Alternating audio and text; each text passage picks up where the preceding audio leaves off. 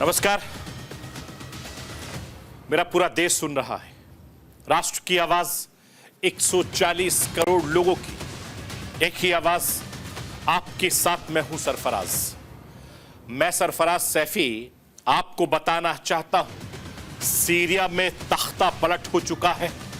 Syria में हालात बद से बदतर हो गए हैं। सीरिया के राष्ट्रपति बशर अल असद सीरिया छोड़कर भाग चुके हैं। सेना ने असद के सीरिया छोड़ने की पुष्टि करते हुए कहा कि राष्ट्रपति की सत्ता खत्म हो चुकी है। सीरिया में पिछले 11 दिनों से विद्रोही गुट और सेना के बीच कब्जे के लिए लड़ाई चल रही थी।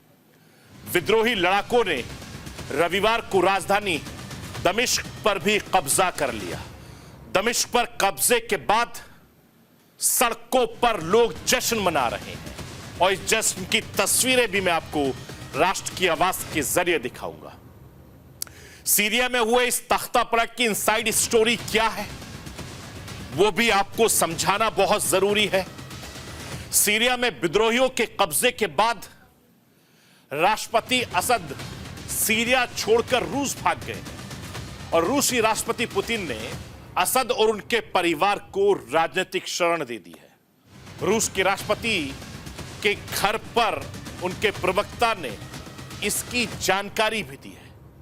असद सरकार में रूस और ईरान दो सबसे खास साथी थे, लेकिन असद ने ईरान में राजनीतिक शरण न लेकर रूस के मॉस्को क्यों गए?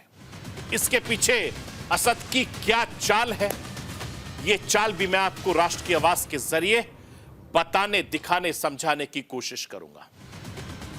बांग्लादेश की प्रधानमंत्री रही शेख हसीना को हिंसक विरोध प्रदर्शन के बीच इस्तीफा देना पड़ा और नौबत यहां तक आ गई थी कि उन्हें बांग्लादेश छोड़कर हिंदुस्तान आना पड़ा।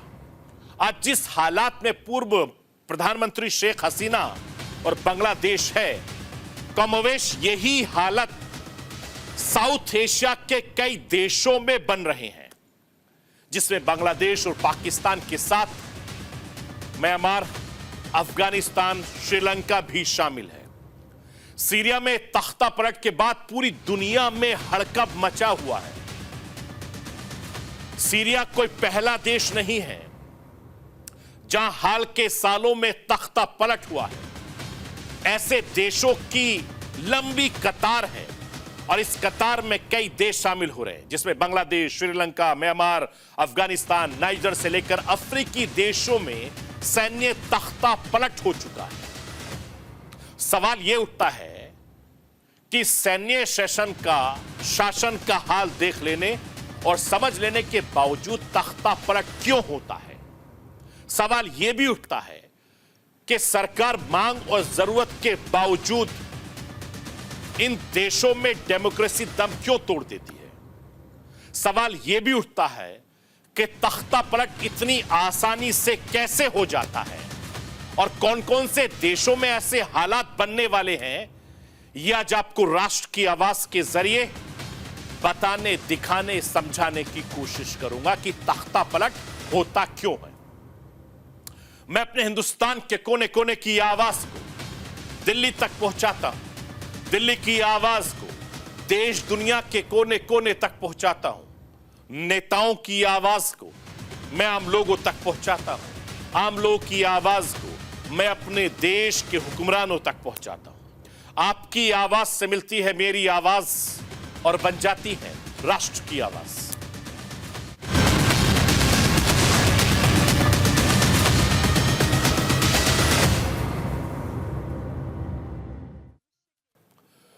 मिडिल ईस्ट में इस वक्त अब तक के सबसे बड़े उथल पुथल भरे दौर से गुजर रहा है मिडिल ईस्ट।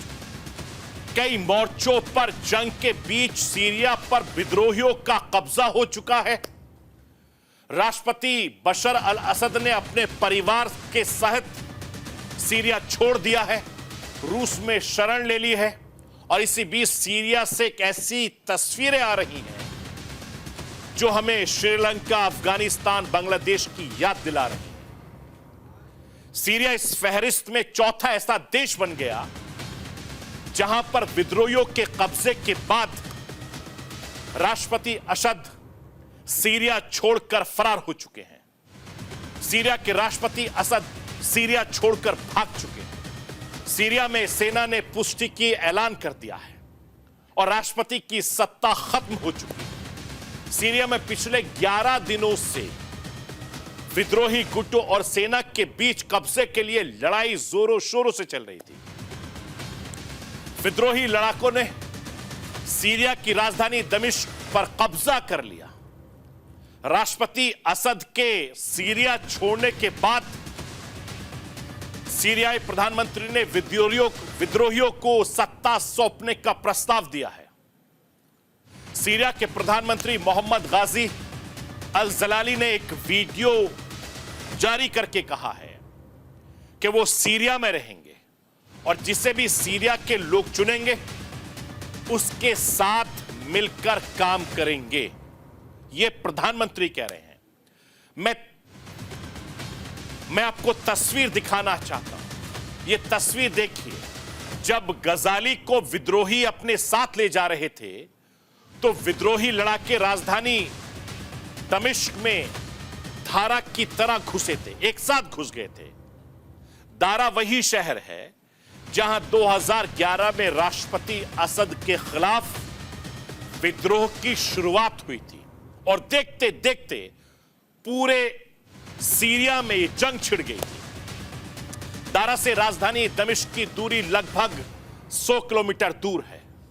मैं राष्ट्र की आवाज के जरिए दारा का वो शहर बताना चाहता हूं जो विद्रोहियों के कब्जे में है और कौन कौन से ऐसे शहर हैं। सीरिया की राजधानी दमिश्क, दारा, होम्स, होमा, एलोप्पे जैसे देश हैं। एलोप्पो, हमा और होम्स पर इस्लामी चरमपंथी ग्रुप हयात तहरीर अल शाम की गिरफ्त में है। संघर्ष की वजह से अब तक 3,70,000 लोगों को विस्थापित होना पड़ा है। असद सरकार के गिरने की खुशी में लोग जश्न मना रहे हैं। सीरिया के लोगों ने सेना के टैंकों पर चढ़कर इस जश्न को सेलिब्रेट किया है। जश्न की तस्वीरें पूरी दुनिया में वायरल हो रही हैं। ये तस्वीरें देखिए। विद्रोहियों के कब्जे के बाद सीरिया से कुछ ऐसी तस्वीर आई हैं जो हैरान करने वाली है। विद्रोहियों के कब्जे के बाद राष्ट्रपति भवन में घुस गए, लूटपाट की और सीरिया के लोगों ने, नाराज लोगों ने जमकर तोड़फोड़ की, लूट मचाई। और माजी में भी हम ऐसा देख चुके हैं। कई सम्मान लूट कर ले गए। राष्ट्रपति असद की गैरेज में महंगी गाड़ियों का जखीरा भी देखने को मिला। ये तस्वीरें देखिए। आपने ऐसी तस्वीरें बांग्लादेश की भी देखी होंगी, सीरिया के देख लीजिए, और कई और ऐसे मुल्क हैं जो इस मुआने पे खड़े हैं। आने वाले वक्त में ऐसे कई मुल्कों की और तस्वीरें आप देखते चले जाएंगे। संघर्ष और तख्तापलट की पूरी जो कहानी है, टाइमलाइन में है, वो भी मैं आपको समझाना चाहता हूं कि 11 दिनों में असद सत्ता कैसे बाहर हो गई और क्यों मुल्क छोड़कर उनको भागना पड़ा है। जरा समझिए आप। 27 नवंबर सेना और विद्रोहियों के बीच संघर्ष की शुरुआत होती है। 1 दिसंबर सीरिया के दूसरे सबसे बड़े शहर एलोप्पो पर विद्रोही गुट एचटीएस का कब्जा होता है और 15 दिसंबर एचटीएस ने हमा शहर पर पूरी तरीके से कब्जा कर लिया। 6 दिसंबर को दारा में जो विद्रोही गुट है उसने भी कब्जा कर लिया। 7 दिसंबर को होम्स पर एचटीएस के लड़ाकों का कब्जा भी हो गया और 8 दिसंबर को सीरिया की राजधानी दमिश्क में विद्रोही लड़ाके घुसे। राष्ट्रपति असद सीरिया छोड़कर भाग गए। मैं आपको यह भी बताना चाहता हूं कि सीरिया में विद्रोहियों के कब्जे के बाद राष्ट्रपति असद सीरिया छोड़कर या भागकर रूस में शरण ले रहे हैं। रॉयटर्स की रिपोर्ट के मुताबिक रूसी राष्ट्रपति पुतिन ने असद और उनके परिवार वालों को राजनीतिक शरण दी है, जबकि अमेरिका ने सीरिया में असद सरकार के पतन का स्वागत किया, इस्तकबाल किया, वेलकम किया। और रूस के राष्ट्रपति के घर के प्रवक्ता ने यह बताया कि सीरिया के राष्ट्रपति को शरण देना पुतिन का निजी फैसला था। प्रवक्ता ने यह भी साफ कर दिया कि सीरिया के राष्ट्रपति असद को कहां ठहराया गया है, इसकी जानकारी के साथ साझा नहीं की जाएगी। उनको खुफिया जगह पर रखा गया है। असद सरकार के सहयोगी ईरान ने सीरिया में हुए तख्ता पलट को लेकर हैरानी जताई है। ईरान के विदेश मंत्री अब्बास ने कहा है कि हमारी सरकार हैरान है कि सीरियाई सेना विद्रोहियों को रोक नहीं पाई और यह सब बहुत तेजी से हुआ। मैं राष्ट्र की आवाज के जरिए आपको यह भी बताना चाहता हूं कि सीरिया पर विद्रोहियों के अलावा किसका और कब्जा है। लाइए स्क्रीन पर। कुर्दिश सीरियाई डेमोक्रेसी फोर्स सीरिया में कुर्दों के वर्चस्व वाली सीरियाई डेमोक्रेटिक फोर्सेस का पूर्वी सीरिया के एक बड़े हिस्से पर कब्जा है। अमेरिका समर्थित इस ग्रुप की स्थापना 10 अक्टूबर 2015 को HTS यानी हाथ तहरीर अल शम, हयात तहरीर अल शाम और उसके सहयोगी गुटों के विद्रोह के बाद राष्ट्रपति असद देश छोड़कर यानी सीरिया छोड़कर भागने को मजबूर हुए और यह अल नुसरा फ्रंट का ही मौजूदा एक चेहरा है।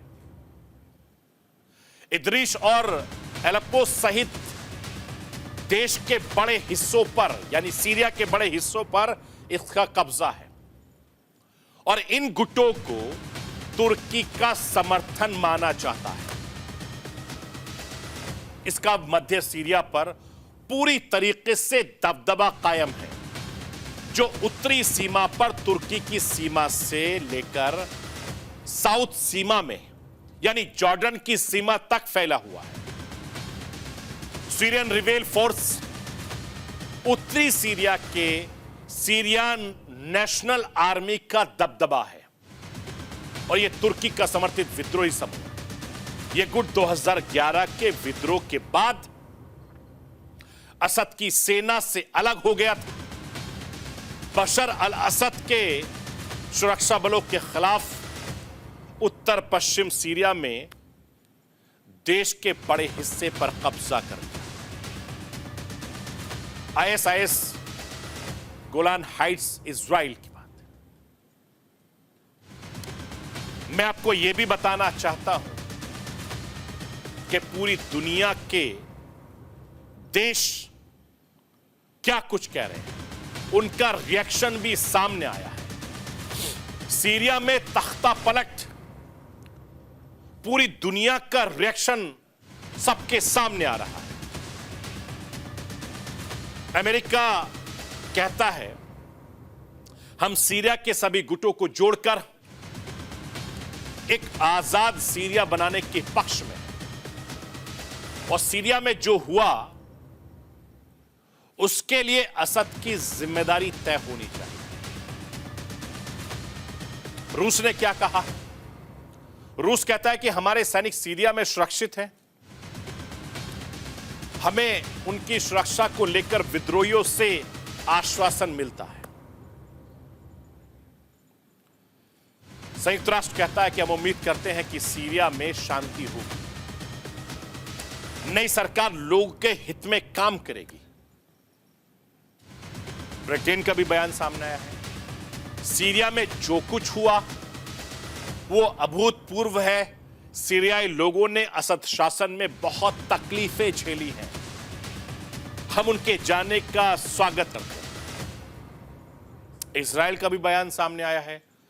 पश्चिमी एशिया के लिए ऐतिहासिक दिन है। असद सरकार का पतन ईरान के लिए बड़ा, इजराइल के लिए झटका है, लेकिन यह खतरों से भरा हुआ है। इसके अलावा तुर्की के भी बयान सामने आया है। वो कहते हैं कि हम सीरिया में विद्रोही गुट का समर्थन करते हैं। असद शासन के अंत से सीरिया को मिले जख्म अब भर जाएंगे। यानी दुनिया के कई देशों से अलग अलग तरीके की प्रतिक्रियाएं देखने को मिली हैं, और जिस तरीके से प्रतिक्रियाएं आई हैं, बयान आए हैं अलग अलग देशों के, उससे अंदाजा लगाइए आप। सीरिया में असद सरकार को गिराने वाले HTS के सुप्रीम लीडर अबू मोहम्मद अल जुलानी ने दमिश्क की सबसे पवित्र उमियाद मस्जिद में बयान दिया, भाषण दिया, लोगों को संबोधित किया। और ये 1300 साल पुरानी मस्जिद दुनिया की सबसे प्राचीन मस्जिदों में से एक मस्जिद है। जुलानी ने अपने बयान में क्या कुछ कहा है वो भी मैं आपको बताता हूं। जुलानी ने कहा कि दमिश्क में विद्रोहियों की जीत से 5 दशकों से लोगों को कैद से आजादी मिली। मिडिल ईस्ट में इसका एक नया इतिहास लिखा गया। अब सीरिया की जनता ही असली मालिक है और सीरिया में किसी से बदला नहीं लिया जाएगा। सीरिया सभी सीरियाई लोगों का है। सीरिया में अब उनका दखल पूरी तरीके से खत्म हो गया। अब सीरिया की सरकार ईरान के इशारे पर नहीं चलेगी। ईरान सीरिया की जमीन से लेबनान तक नहीं पहुंच सकता। हमारे देश में अब ईरान के हथियार भी नहीं दिखाई देंगे। मैं आपको यह भी बताना चाहता हूं कि राष्ट्रपति बशर अल असद मॉस्को में इस वक्त मौजूद हैं। बशर अल असद मॉस्को में शरण क्यों लिए, इसके पीछे उनकी रणनीति क्या है, राष्ट्र की आवाज के जरिए आपको वो भी बताना चाहता हूं। लाइए,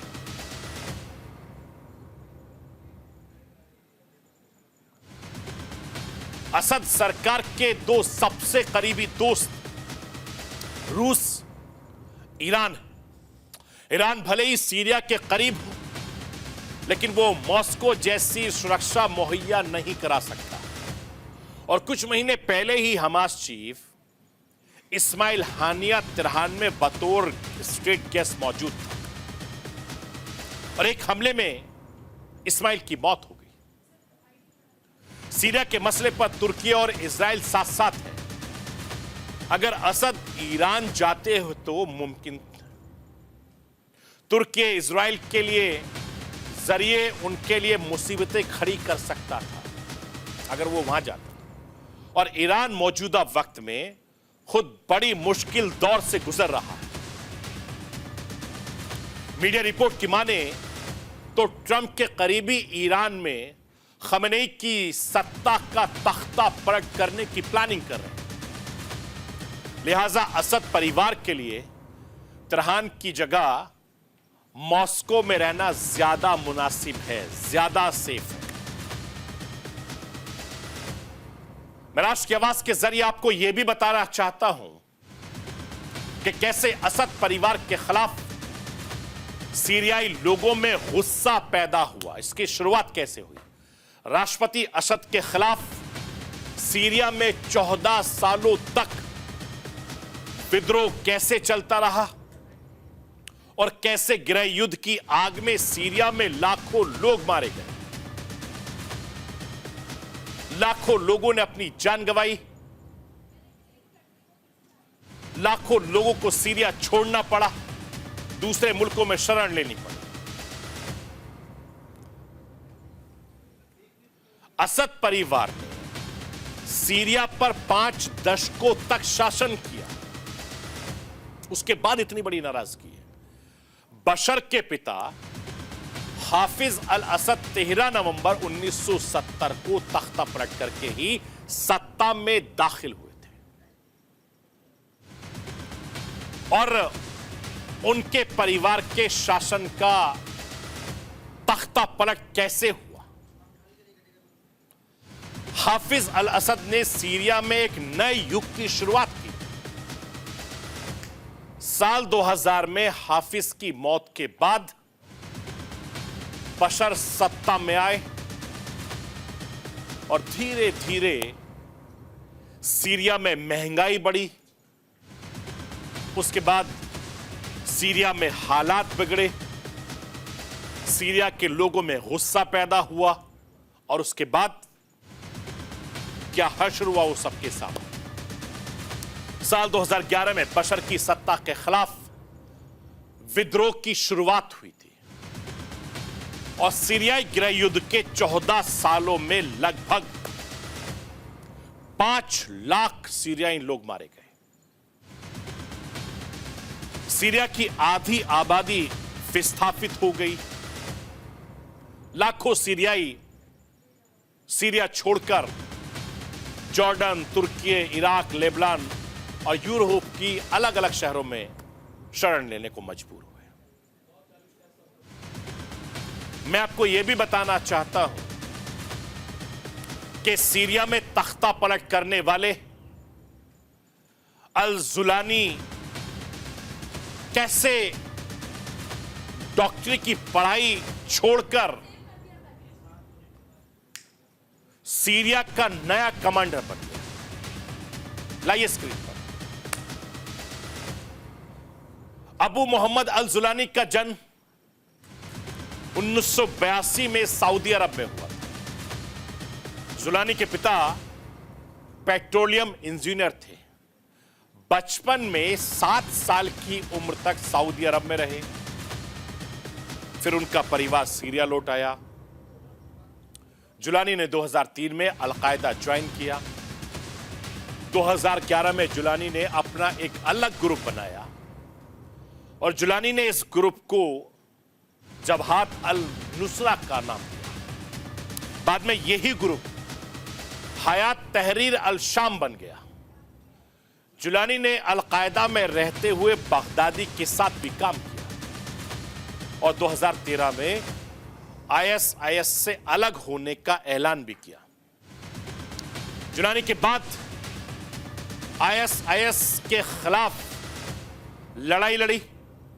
साल 2018 में अमेरिका ने एसटीएस को आतंकी संगठन घोषित कर दिया। अमेरिका ने जुलानी पर $10 मिलियन का इनाम भी रखा। सीरिया के इदलिब प्रांत में एसटीएस ने अपनी पकड़ मजबूत बनाई और जुलानी ने एक सिविल एडमिनिस्ट्रेशन सेल्वेशन गवर्नमेंट की शुरुआत भी की थी। इस तरीके से इसकी शुरुआत हुई, नाराजगी हुई।